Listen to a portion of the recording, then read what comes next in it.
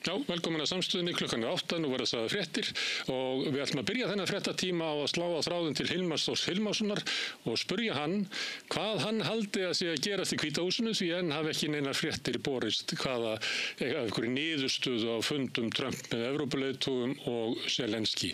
Hilmar Þór, hvað heldurðu að Trump sé að reyna að fá Evrópuleiðtogana til að samþykkja?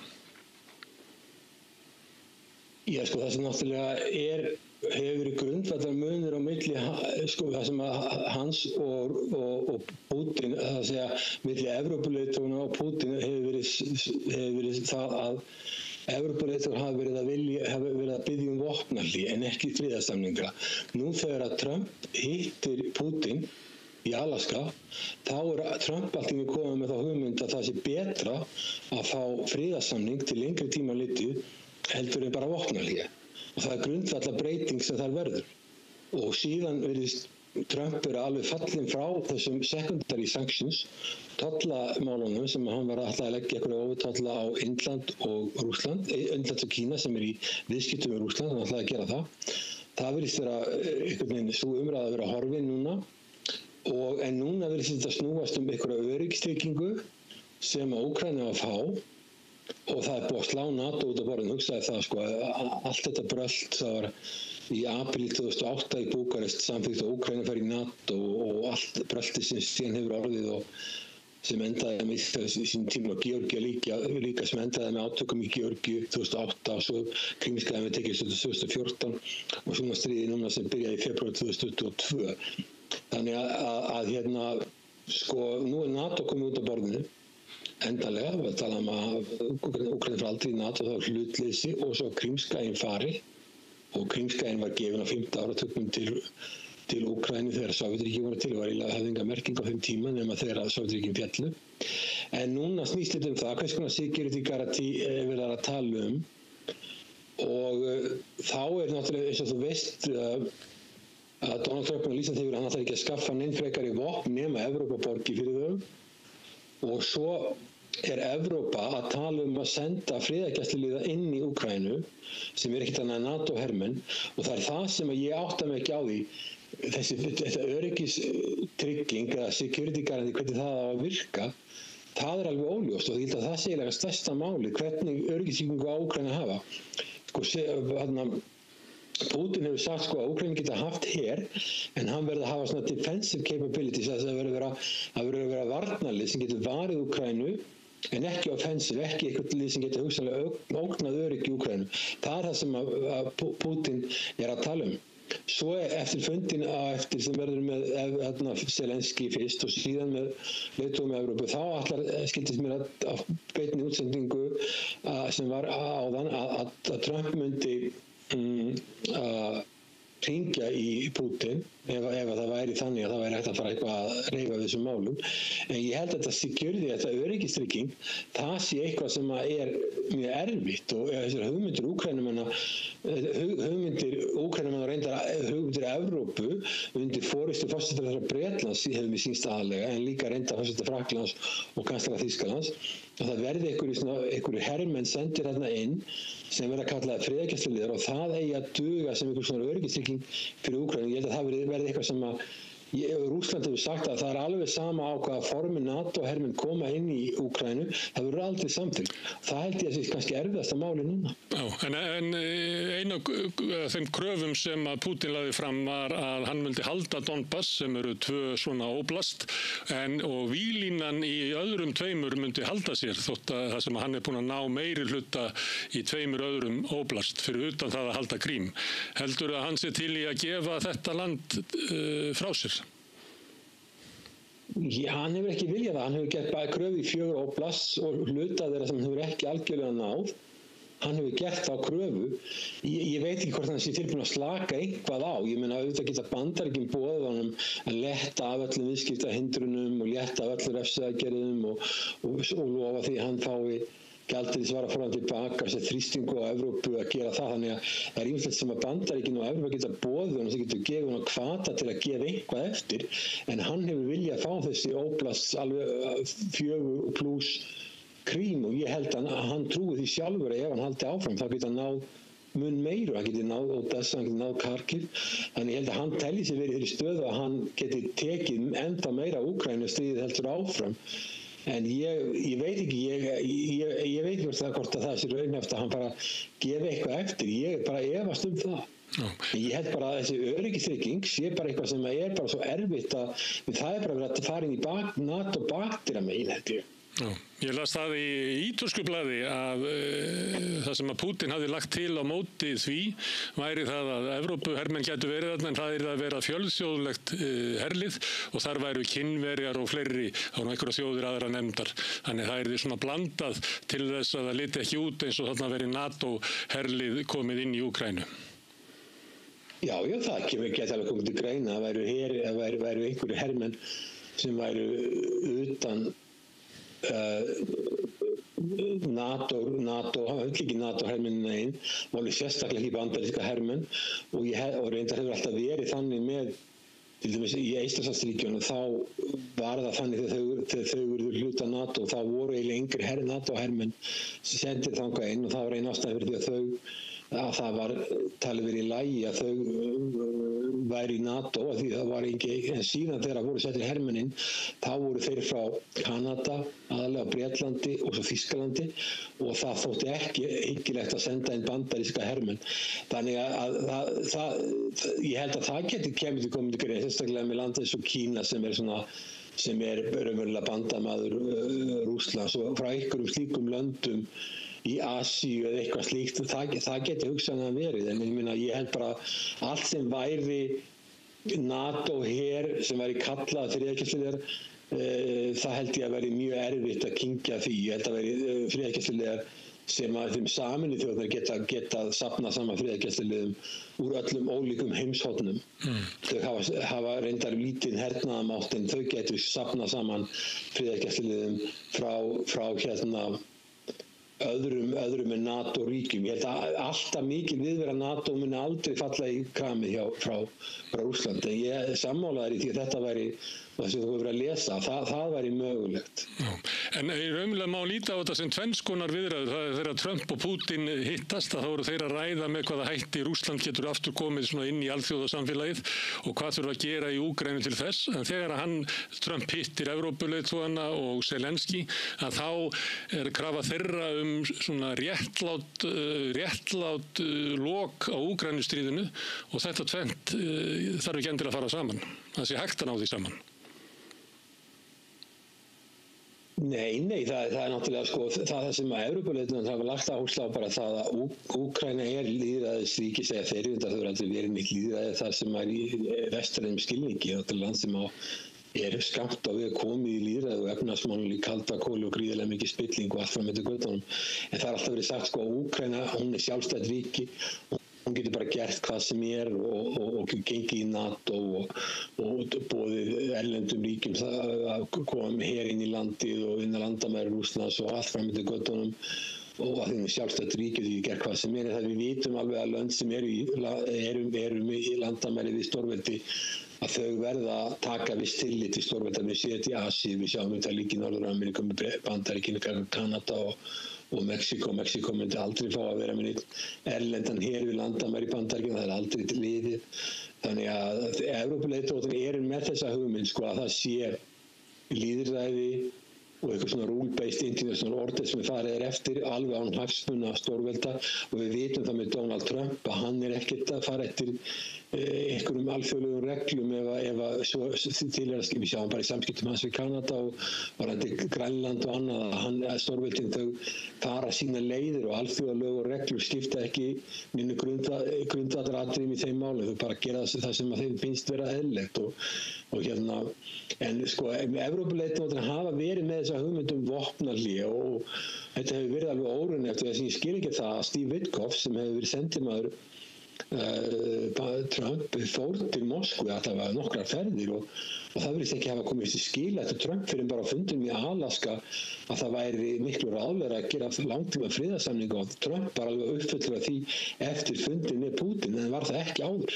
Herðu, en það verið að ræða málin í Hvíta húsinu, það mun koma í ljós seinna í kvöld, ég veit ekki hvað þú ætlar að vaka eftir því, en ég fæ að slá á þig á morgun til þess að draga saman hverjar voru niðurstöður úr fundum dagsins í Hvíta húsinu.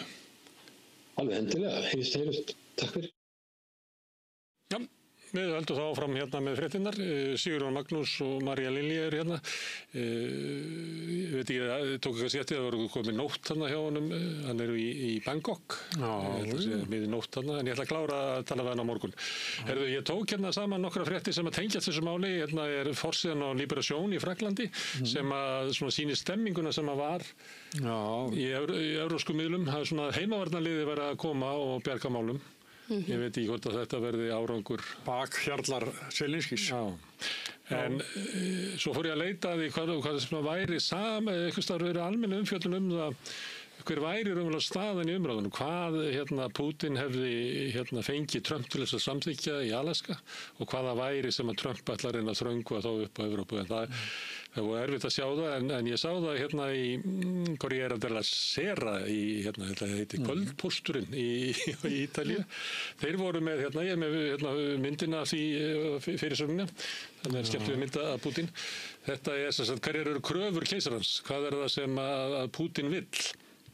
Og þeir fóru svolítið rækilega yfir það og fyrst og fremst það sem þeir voru að leggja áherslu á, ég held með landakort sem var innan í blaðinu hverjar eru kröfurnar og þarna er náttúrulega Krím sem hangir niður fyrir og það sem hann vill fá bæði óblasti sem í Donbass sem eru þannig númer 3 og 4 og það sem hann vill líka fá er að í næstu sem að hann er ekki búinn að vinna og hann er ekki búinn að vinna þessu öll en hann vill fá þau í heilulagi og svo vill hann að víglínan eins og hann er núna í 2 öðrum óblast haldi sér og ég hef hvergi séð almennilega fjallað þessar kröfur og þarna kemur líka fram að hann vilji eins og ég vísaði í viðtalinu við Hilmar að hann vill allir að hafa hermenn frá NATO-þjóðum í einhverju svona friðargæsluliði vegna þess að þá að halda niðri herafla Úkraínu, þannig að það sé bara svona varnarlið, en síðan má vera erlent herlið þarna líka, en ef það er frá Frakklandi og Bretlandi og einhverju NATO-ríkjum að þá vil ég líka að það sé það frá Kína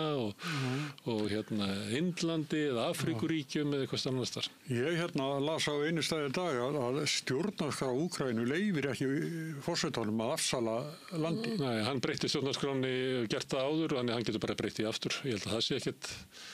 Það sé einfaldar heldur í hér. Já, ég held það það er búið að gera það. En það voru líka kröfur að þú talandu þetta, að þá eru kröfur hjá honum að rússneska réttrúnarkirkjan verið leyfð aftur.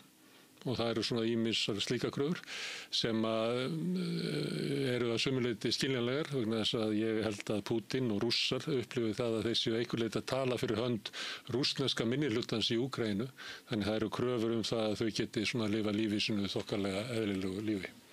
En það var annað sem var í þessum aðdraðsa fundar og ég með Dagens Nyheter og þeir eru að velta fyrir ákverju forseti Finnlands kominn, hann Alexander Stubb. Já, Trump-kvíslarinn. Trump-kvíslarinn. Ástæðan er svo að hann er svo góður í golfi og Trump finnst gaman að spila golf og einhver stað sá ég sagt að ef þú ætlar að vera í þessu að mingla svona við Trump og eitthvað fleira, þá er betra að vera góður í golfi því að þá ertu lengur með honum og hann vill vera í þínu, hvað heitir þetta? Holli eitthvað? Já, í Holli, já. Já, hann vill vera þar. Það er svona 4 spilarar saman. Já. Og það, ef við fyrir svo til Danmerkur, að það er úr berlínska, þá eru þeir að velta fyrir sig, hvernig stóðu því að Mette Frederiksen fór ekki, því að Danir er núna með forustu í Evrópusambandinu, ætti að vera það, og það var svona alls konar spekulasjónir að Trump mætti bara ekki sjá hann, að þá var hann að tala Grænland og eitthvað svoleiðis. Ég verður að heima þessuna því að hann er svo vanstiltur. Já, og það komið fram í berlínski að hún ætlar að vera á meðan að þeir eru að funda í Hvíta húsinu. Þá verður hún í gönguferðum heimaslóði sínar í Norður-Jótlandi. Hún er bara í fríi. Hún er í fríi. Já. En þetta ég var nú bara að benda á þetta hvernig svona stemmingin er. Þetta er náttúrulega, sömuleyti er þetta kostulegt Annars verður að tala svona raunverulega hagsmunir, raunverulega skilgreiningar og öryggishagsmunum. En svo verður að tala Trump eins og eitthvað fáraling sem að verða að sleikja upp og eitthvað fleira. Svo finnst mér svolítið fyndið að þeir eru 7 sem að koma með honum. Þetta er eiginlega Mjallhvít og dvergarnir 7 að heimsækja vondu stjúpuna Og ég spáði því að hún muni gefa þeim epli ef þið kunnið þá sögu. Já. Já, en þetta svona, sko, ég veit ekki, ennþá hefur ekkert svona orðið til batnaðar eftir fund Pútíns og Trumps. Það er náttúrulega ekki almennilega komið fram hvert samkomulag er. Ég held að... Nei, eins og þú er á kortinu á hann, þá eru bara kröfur á Úkraínu. Ég held að Trump sé að stóru leyti á sveif með Pútín. Hans mat er það fyrir hagsmuni Bandaríkjanna að það verður langbest að Rússland einhvern veginn komi aftur inn í alþjóðasamfélagi, við hættum þessum viðskiptaþvingunum og öllu þessu og verður bara slökku einhvern veginn á þessu helvíti stríði. Þannig hugsa Trump. En það er bara allt annir hagsmunir sem eru hjá Evrópu og ég tala nú ekki Úkraínu. Svo eru nú alls konar svona samsæriskenningar það hvers vegna Trump hefur áhuga á að vinna svona náið með Pútín. Og það sé einfallega vegna þess að hann hafi upplýsingar sem að koma inn í Epstein-skjölin. Hann sem sagt að Trump átti reikninga rússneska í Rússlandi sem að nota til þess að greiða inn á Epstein. Þetta er eitthvað sem hefur komið fram í fjölmiðlum en þessu hefur ekki verið lekið ennþá. Þannig að það er svona spurning, segja sumir, hvort að þetta tengist því. Það er að leita skýringu á hverju þetta er svona. Já, en Zelenski var ánægður með þetta samtal. Ég legg til að fólk hugsi út frá bara ólíku mati á öryggishagsmunum Bandaríkjanna og Evrópu. Og það bara er komið ljós að þeir eru bara mjög ólíkir.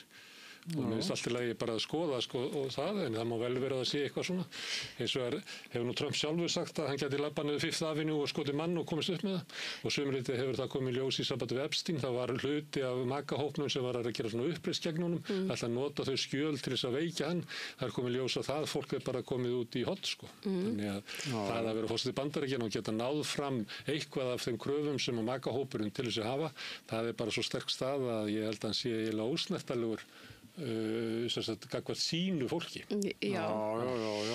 Það er engin merki, hann er til þess miklu vinsælli í Bandaríkjunum heldur en allir þessir Evrópuleitar sem komu.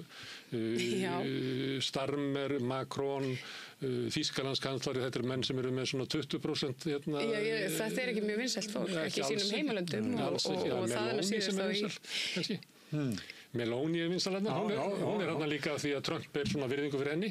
Hún hefur mætt á fundi Republikanaflokksins og talað þar. Herðu, en ef við farið yfir í alvarlegri mál, það er Haaretz sem við vitnum nokkrum sinnum í. Það er blaði Ísrael. Það bendir á að ólíkt Úkraínu sem er flóki fyrir Trump að leysa eins og við höfum komið hérna á, að þá getur hann slökkt á þjóðamorðinu Gaza bara með einni ákvörðun. Já. Það liggur fyrir að það er hreinlega ekki áhugi þar fyrir. Það eru miklir hagsmunir þannig í það bæði orka og svo eru þetta bara vopna framleiðendur og svo er þetta landsvæði bara mjög dýrmætt. Já. Það var hann að þeir eftir föstudagsfundin í Alaska, þá var verið að tala og meðlans í Úkraínu hvað það verið niðurlægjandi að sjá Trump taka á móti Pútín. Hann klappaði. Hann réð ekki við sig og klappaði. En þá ættu menn að hafa í huga að Netanyahu hefur komið bara 3 sinnum í Hvíta húsið á þessu ári. Hann hefur ávarpað þingið og þar ætla hann aldrei að klára ræður sína því að þingmenn voru alltaf standandi upp og klappa fyrir líklega mesta stríðskleppamanni þessar aldar. Herðu, talandi Gaza, þá var frétt víða, ég held að hann hafi komið ykkur fjölmiðlum hérna núna, það eru Hamas hefur fallist á svona skilyrði vopnahlés á Gaza.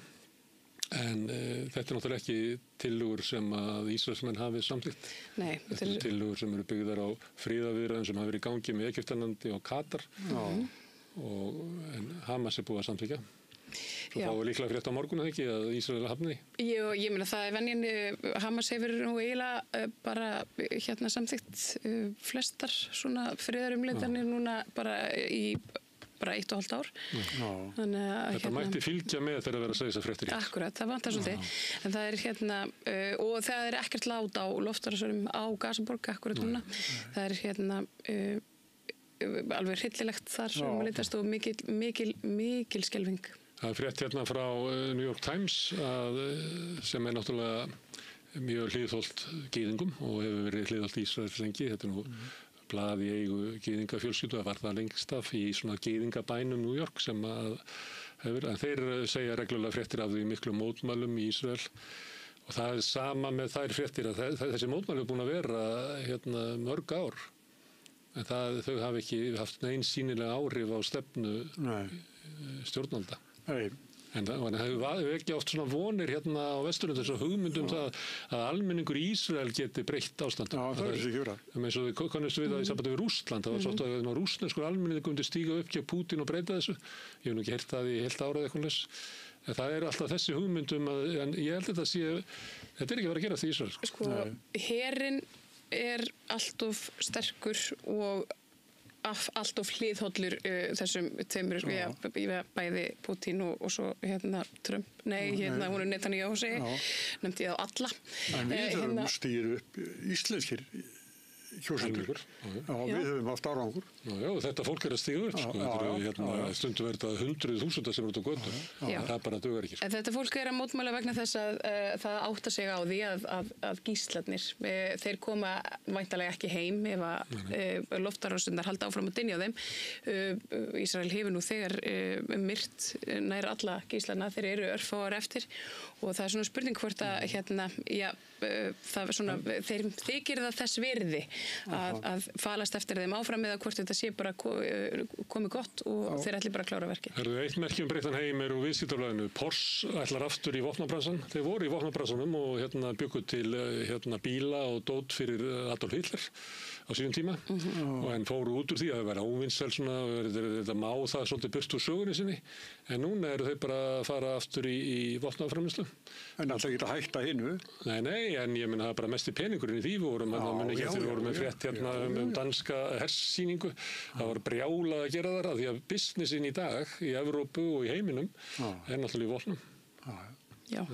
Eins leiðilegt og það er. Já, það er bara alveg skelfilegt en það eru við fengið svona friðarsinna við borðið og það hafa bent á það ítrekkað að þetta sé einfaldlega vegna þess að það er ekki til neitt sem að heitir friðarstefna heldur er það alltaf varnar og stríðs og þannig að það þarf að snúa öll á haus bara. Meira þegar við tala öryggisstefnu og svona mat á öryggishagsmunum til þessu Íslands þá ætti náttúrulega langstæsti hlutin að fara út í svona að tala hvernig við ætlum að halda diplomatíu, hvernig við ætlum að hafa öfluga utanríkisþjónustu til þess að hafa góð samskipti við sem flesta. Þetta er aldrei nefnt. Þetta er bara í hvaða hernaðarbandalögum ætlum að vera. Við erum í einhverju sem að Norðurlandaþjóðurnar eru með Bretlandi og Hollandi og svo erum við einhvern veginn með varnarsamningin og svo ætlum við að breyta ESB í hernaðarbandalag og þetta er bara öll umræðan er þarna sko. Já, það er það.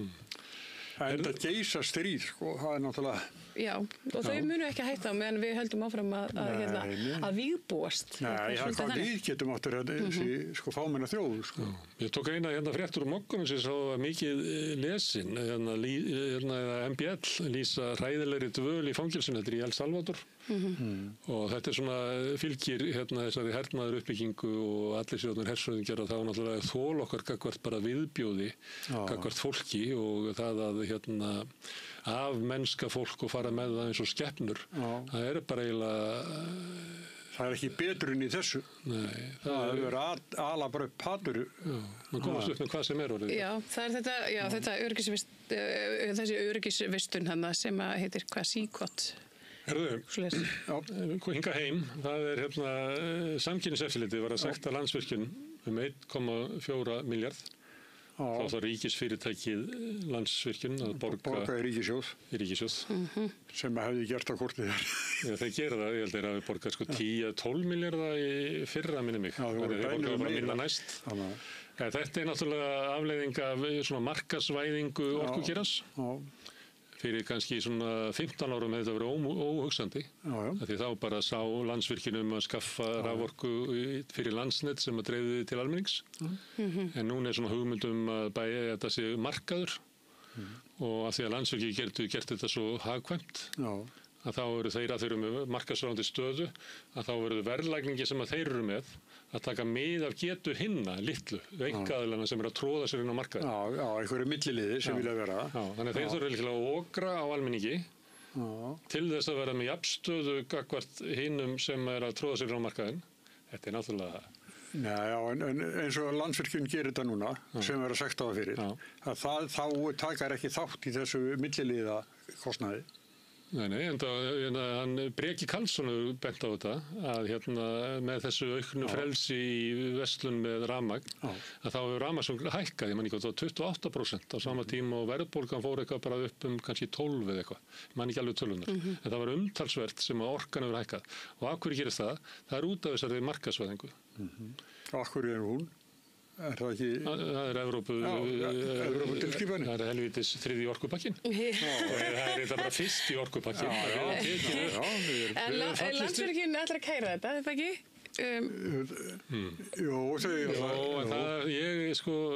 Þeir, einmitt, segir við RÚV að þessi kaupandi en ekki endanotandi.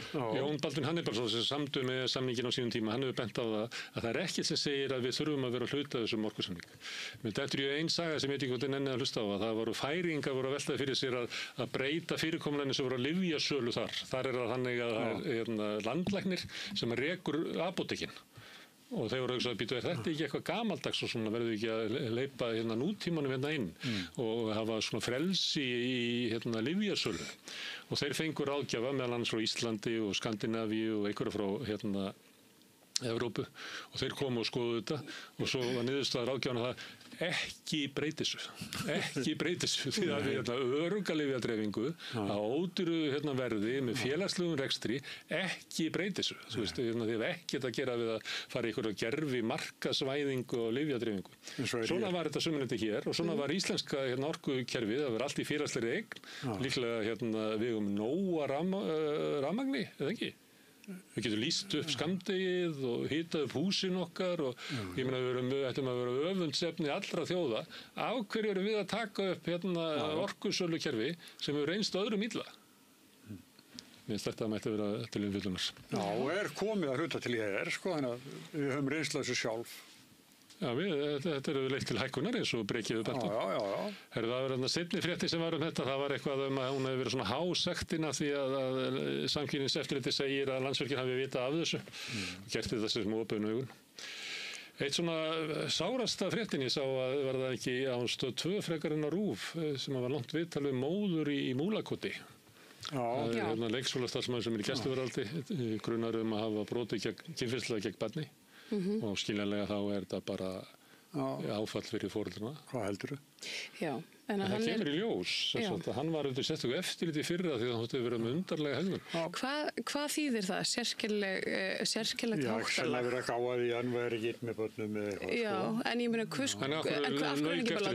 hverju eru börnum ekki látið njóta vafans í þannig tilfellum? Af hverju eru hann ekki bara látið fara? Ef þú ert grunar að vera með undarlega hegðun í kringum börn, þá bara burt með þig. Er þetta ekki svolítið þannig? Það var pappi sem var í viðtali annarri sjónvarpsstöðinni í kvöld. Hann hældi foreldrum barnsins þegar það fór að segja þeim frá að eitthvað foreldrarnir voru ákveðnir og þeirra vegna er máli komið á þennan stað. En það er alltaf sagt að það er ekki grunur að hann hafi brotið gegn öðrum börnum. En samt er þetta undarlegt háttalag. Já, ég veit það. Það er undarlegt orðalag. Ég vil bara benda á þessu stigi rannsóknarinnar að þá kann það alltaf vera rétt að það er ekki grunur því. En það er eitt í þessu máli, mér hefur sýnst svona að bæði borgin, Múlaborg og svo Barnahús og allir viðbragðsaðilar hafi staðið sig ansi vel í þessu máli þegar það svo loksins kemur upp og það er gott að sjá kerfið virka þannig. En ekki sá sem var með hann undir eftirlitum hætti? Nema hann, Nei, og fundurinn hjá borginni. Já, ég held að ég sá að Jón Gnarr, hann var ósáttur við að það var ekki fundað strax. Alessandra Brím var hjá mér í vikuskaftunum á föstudaginn og útskýrði hversum það var. Það var bara vegna rannsóknarhagsmuna. Það mátti ekki. Það er náttúrulega, eitt er að skólinn getur haft fund með börnunum, en annað er hvort að lögreglan gerir það.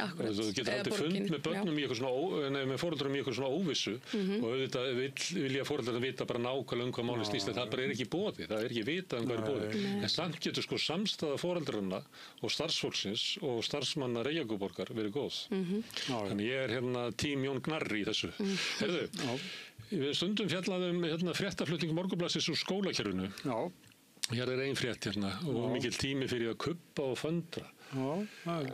Þetta sem sagt... Þetta hljóma bara svo mjög skemmtilegt nám. Já, Sara Júlíusdóttir, hún í kennaranámi, hún komin á 3. ár held ég. Og hún að gagnrýna kennaranámi sig bara glórulaust, sko. Mér finnst þetta svolítið lýsandi fyrir Moggan, ég ætla ekki að gera lítið úr Söru hennar upplifun og kennaranámi. Nei. En það eru margir sem hafa sko farið í gegnum þetta nám og kennarar og fleiri sem hafa verið að gera athugasemdir þetta. Að hún að kvarta yfir þessi alltaf mikið svona einhverja kenningar og eitthvað fleira. Hún kvarta yfir, já.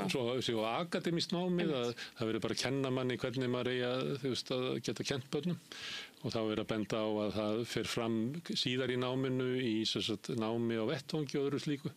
En mér finnst þetta bara lýsandi fyrir hvað Moggin að teygja sér langt í eitthvað svona hugmyndum að planta því inn í á fólki að kennurum ekki treystandi fyrir menntakerfinu, háskólunum ekki treystandi fyrir kennarnámi.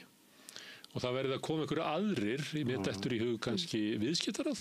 Já, þeir segja það. Það var samtök atvinnulífsins. Já, samtök atvinnulífsins. Að þau getur komið með og tugt aðeins til kennaranna sem náttúrulega latir og ekki að gera neitt nema vantar harðara eftirlit og meiri kröfur að standa sig. Við verðum að taka inn það sem við höfum búið til inn í fyrirtækjunum til þess að auka framleiðni og annað slíkt og skella því inn í menntakerfið. Sko, það eitt sem ég hjó eftir í þessari frétt og það þetta hún talar að það fari mikill tími í föndur og leiki á kostnað þess sem skiptir máli, en það sem skiptir máli kemur aldrei fram. Hvað það sem skiptir máli? Ég hef talað við uppeldisfræðinga og það sem skiptir allra mesta máli, sem kannski tengist ekki í kennaranáminu, það sem skiptir, börn þroskast mest í leik sín á milli. Þannig að kannski verið að reyna að kenna það. Þess vegna að kaupa föndura. Herðu, nú frétt af heimasíðu Seðlabankans, það kannski langt silst. Þetta grein sem eftir hann Örn Hauksson.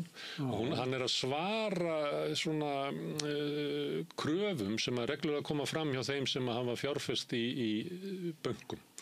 Þeir vilja minnka eiginfjárskröfuna.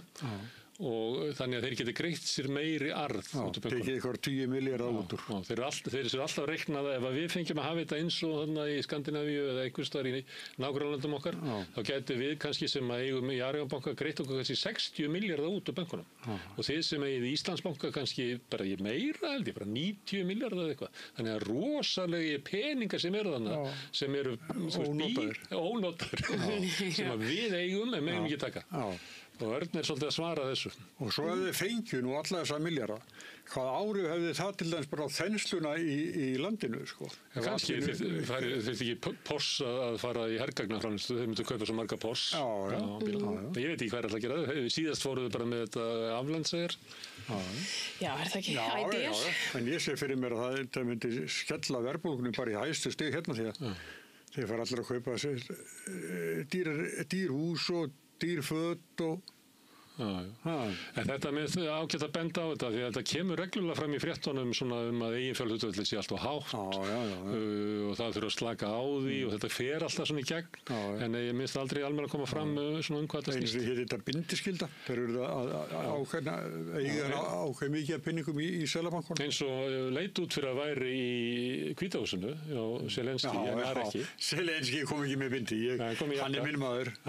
Hann var í spariðarkálum mínum Herðu, það frétt við sögum frétt frá að Íslendingur hefði ekki hitaslag og vitnuðu þar í norska vefsíðu sem með fréttir frá fyrir norðmenn sem að búa á Spáni og Teni og svona. Og við vorum svolítið svona að tala svolítið það og áttum okkur ekki bara á alvarleikana því að maðurinn sem vorum að segja frá hann dó. Já, þetta virkilega sorglegt. Blessuð sé minning hans. Kristinn Örn heitir hann og það margir skrifað hann, glímdi við vímuefna vanda. Já, ég kannaðist aðeins við hann, bara úr einhvern tíman aftan úr fyrnd. Þetta var hress og kátur maður og góður drengur. Herru, þá fyrir við til Noregs. Hittin búin að vera svo yfirgengileg. Já, ég ákvað að hafa það ekki núna því við höfum haft það svona undanfarið. Ég farið í spænsku pressuna og verið að fjalla skógareldarna þar og fleira og ég var að reikna með það að það sem brunnið núna af skógareldum svona eins og 13-fald landsvæði sem Reykjavík og Reykjavík nær hann náttúrulega svolítið upp á Já, aldrei meira. Þetta mesti bruni í bara sögunni. Og þetta bara aðalfréttirnar á Spáni bara alltaf aftur og aftur. Þannig að þetta er hryllilegt ástand þarna. Og en við ætlum að fara til Noregs. Þar er þetta er Aftonblaðið sem er nú merkilegt blað Norðurlanda að mörgu leyti, stórkostleg saga, segi ykkur hana kannski seinna. Þessi maður, sem að ég bara því miður, ég veit ekki alveg hvað hann heitir. Hann er sonur krónprinsessunnar. Já, það er sem sagt, mamma sér hann til hliðar. Mamma sannaði til hliðar, hún giftist prinsi. Já. Hafði eignast þennan dreng áður. Og það er nú búin að vera fregnir af því að þessi rannsóknir á honum og þetta er búið að vera svolítið líka til umfjöllunar í Noregi, hvernig var fjall þetta. Af því að bæði veigra menn sig kannski við þessu, en svo er það líka, það kannski meira fjallað glæpi þessa manns heldur nokkuð annars sem að vera í sömu stöðu. Og þannig að þess vegna var fyrirsögnin eins og hún var þarna í Aftonblaðinu. Hann er stjúpsonur krónprinsins. Já, þegar þú varst að spyrja. Stjúpsonur krónprinsins. Já. Að mamma skiptist prins. Já, 32 brot og þar af 4 nauðganir og heimilisofbeldi og alls konar hryllingur, en hann segir að hann sé hættur að vera svona vondur. Þetta hafi verið vegna vímuefna, neyslu og núna ætla hann bara að snúa við lífi sínu. En hann á yfir höfðu sér 10 ára fangelsis. Já, svona í það minnsta. Já, sem er alveg svakalegt. En þetta eru rosalega ákærur sem hann er frá. Og þetta mun norska pressan vera að fjalla hverjum einasta degi næstu 2 árin eða svo. Herðu, við vorum alltaf að tala tolla ESB á játblendið. Þeir eru bara eins og Trump. Þeir eru okkur bara að fresta þessu. Það sjá til. Ég held að það sé bara svona millisigur Noregs og Íslands í þessu. Er þetta ný taktík, svona að hóta tollum og draga það svo tilbaka? Þau náttúrulega okkar, utanríkisráðherra og forsætisráðherra tóku þetta mjög stíft og samværi í Noregi. Og kannski bara hafa þau unnið það vel í bálinu að gefið þeim það, við vitum ekki betur. Og kannski voru þeir að teygja EES-samninginn alveg út í ystu mörk og töldu það að vera bara pólitískt, vera ekki. Þetta var, við spilum vörnarna og náttúrulega hins vegar erum við í þannig að það er alltaf Noregur sem er aðalatriðið. Þeir hafa svo margvalt meiri hagsmuni í Evrópusambandið af viðskiptum við þá, við svona dinglum með, sem er alltaf leið, við erum bara lítil. Skemmtilegasta fréttin var í Morgunblaðinu á prenti. Það er kannski skemmtilegt fyrir það sem er að horfa á þetta í sjónvarpi. Þetta eru þessar myndir sem að túristar taka og þeir eru svona sendið það svo heim og þá er að segja fólkinu heim hvar þeir eru stödd. Þeir eru öll á sama staðnum, þeir eru stödd á gjaldskyldu. Túristaattraksjónstaðnum. Þeir eru búin að finna þetta svona sér til gamar, sko. Já, þeir eru svona merkja. Þetta er ekki til gamar, þau halda sig á gjaldskyldu. Já, og Instagram. Já, en ekki gjaldskyldu allt bara. Þau veit ekki hvað gjaldskylda þýðir. Þau eru bara og það er bara eitthvað sem er að rukka þau alltaf í símanum sem þau eru komin inn í gjaldskyldu og þá halda þau hver heiti gjaldskylda og svo heiti þetta fjall heiti gjaldskylda og þetta er ekki allt sami maðurinn sem að tók alla myndindar. Þetta er orðið sem sagt algengasta staðarheiti á Íslandi sem er sendt út í heim á Instagram er staðurinn gjaldskylda. Já, sem er orðið æði núna bara fyrir eins og engisprettur allan. Það verður allir komast á gjaldskyldu. Nei, og svo rukkararnir, sko, þeir ég tala það, þeir eru engisprettur allan. Bara ef það er eitthvað smá malakampur sem er að leggja á, þá koma þeir og fara að rukka og þá kemur túristi og tekur mynd af hólnum og sendir hann heim og segir það vera við hólinn gjaldskylda. Þeir vita ekki hvað er að vera að rukka þannig að þeir vita eiginlega hvað er að vera að rukka á. Er þetta bara á íslensku, þetta er gjaldskylda? Já. Og ég auðvitað heldur túristin að það sé verið að rukka sig fyrir að það hafa verið að koma við í gjaldskyldu. Er það ekki? Það er skiljanlegt. Jæja. Við erum komið í túristafréttinnar. Það er túristagildra, DFF með þessa frétt. Það er birtir mynd af mat sem maður fekk. Þetta er lax með 2 kartöflum, sítrónubát og smá svona æsbergsalati og smá brot af tómat. Þetta er ekki kræsilegur matur. Það borgaði held ég 3.600 kall fyrir þetta. Já, það vantar meðlæti og ekki meðlæti að vera 70% af diskinum. Er það ekki landlækna? Já. En vinsalegir veitingastæðir sem að túristarnir koma á bara einu sinni fyrir alltaf með hennar mat. Að þannig mat? Já, ég svo svipað. Já, því að fólk kemur bara og fer, það þarf ekki að vera neitt standard. Já, kemur aldrei aftur. Við getum bara elda bara laxinn alveg út í eitt, sko. Þú mennir eins og að rakarinn á Times Square, hann þarf ekki að vera góður klippari. Það er ekki alltaf nýr kúrni. Herðu, en það er talandi um neytendamálu, það er maður sem að keypti sér svona súpu í Krónunni. Þetta er mjög hugulegt. Kom heim og alltaf eldan og þá kom klósettpappír inn í. Já, þetta er mjög ógeðslegt, en ég, nú er ég búin að rýna svolítið í þessa mynd, af því að mér finnst það svo furðulegt að klósettpappír haldist svona heill og saman í bleitu í einhvern tíma. Og hita. Já, þannig ég ætla að giska að þetta sé bukunarpappír. Það er svona mitt gisk. En súpan hefur innkölluð, þannig að Krónan tekur þetta alvarlega. En já, þetta er frekar ógeðfelldar myndir. Þetta er ekki eitthvað sem maður vill finna. Ok, það er spurning. Flokkast það undir neytendamál næsta frétt, sem er að íslensk kona kynntist draumaprinsinum á stefnumótaforriti, en síðan kemur í ljós að þetta er bara eitthvað gervimaður. Já, eitthvað er þetta neytendamál? Ætli Breki Karls geti tekið þetta ef maður fyrir á stefnumóta? Það fer svolítið eftir því hvort að... hvort hún var að borga fyrir stefnumótaforritið og hvort að, eða ég veit ekki. Þetta eru vörusvik, það er sannlega þannig. Höldum áfram með fréttir, það er framhaldsfrétt að Silja Bára rættur ekki ná í sig, það er Morgunblaðið sem þetta, við höfum svolítið rætt þetta. Á það hefur reynda verið bent að þessi viðburður átti sér ekki stað, það verið að vísa því þegar það var púaði niður prófessor frá Ísrael í þjóðminjasafninu sem er ekki hluti af háskólanum, þannig að það er ekki alveg klárt. Hún hefur ekki alveg lögsögu þarna, skilst mér. Ekki alveg. En morgin er einhvern veginn að tína til, en samt sem áður, það myndi ég ráðleggja... Umræðan hefur svolítið verið makatins frelsi og minnst hún eðlilegt að stígi bara inn í það og taka þetta í. Ég myndi ráðleggja rektor, að bara símon og segja þetta sé bara utan þín sjónustasvið. Ég veit ekki, en mér finnst kannski bara alveg skiljanlegt líka að vilja ekki taka þátt í þessum skítmokstri á milli manna. Þetta er búið að vera svolítið leiðilegt, sko. Það er samt að allir að láta ná í þig og segja það bara, sko. Ég kýsa að tjá mig ekki um þetta og til nú ekkert allt komið fram í málinu sem þarf að koma fram og til enga ástæð til þess að háskólinni beiti sér formlega í þessu máli og þú mátt alveg segja það. Herðu, háskólarektor og kona og forsetari kona og Halla var að halda svona ræðu, sagði að unga fólki verið að hrópa hjálp. Hún var að vísa til þess að ungt fólk eyðir 9 klukkutíma á dag við að horfa í skjáin sinn. Það er held ég bara 7 klukkutímar á samfélagsmiðlum. Já. Og hún er eiginlega kalla eftir því að við bara gerum eitthvað í þessu. Við þurfum að gera eitthvað í þessu. Því ég er með hund sem geng mikið með og maður sér stundum ungt fólk eru ganga út hunda sem er ekki út til eitthvað. Þá eru þau bara í símónum. Fólk kann ekki að það þarf svona endalust stimulation, sko. Þetta er svo fallegt þarna svona lækur og tré og svona. Kannski er eitthvað fallegt sem að fólki var að horfa á, kannski. Já, það er kannski, búin að taka mynda þess áður og er að horfa á þetta. Kannski bara að horfa á nýfæddan bróður sinn eða eitthvað, ég veit ekki.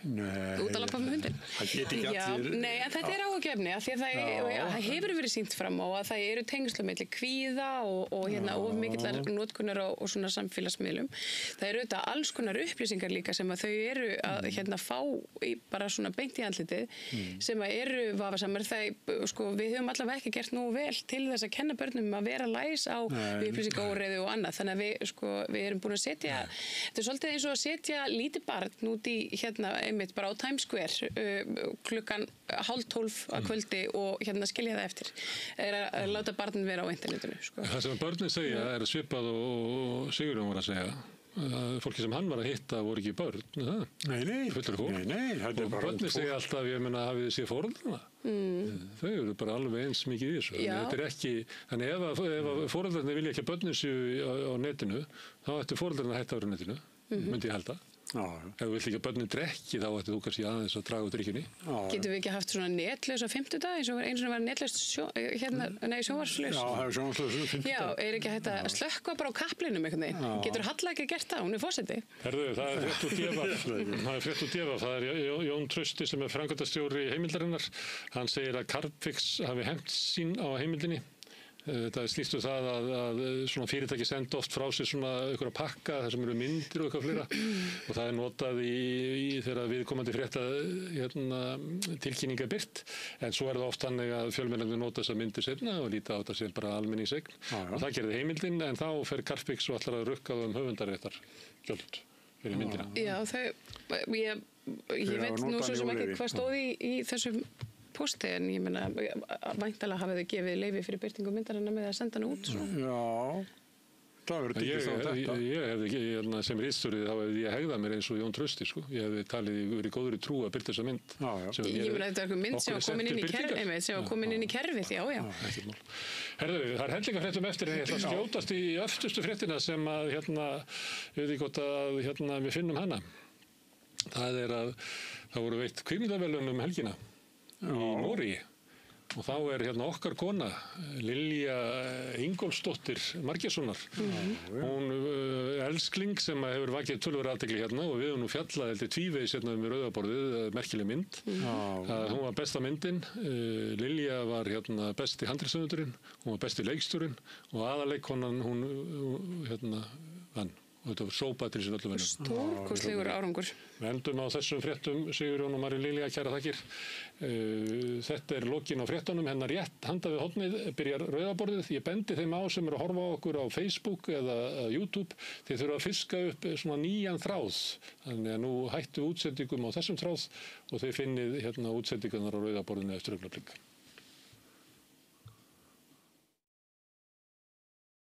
Samlokubrauð, maltbrauð, tékkneskt-brauð, súrdeigsbrauð, brauð ársins, Bernhöfts bakari, íslenskt handverk síðan 1834.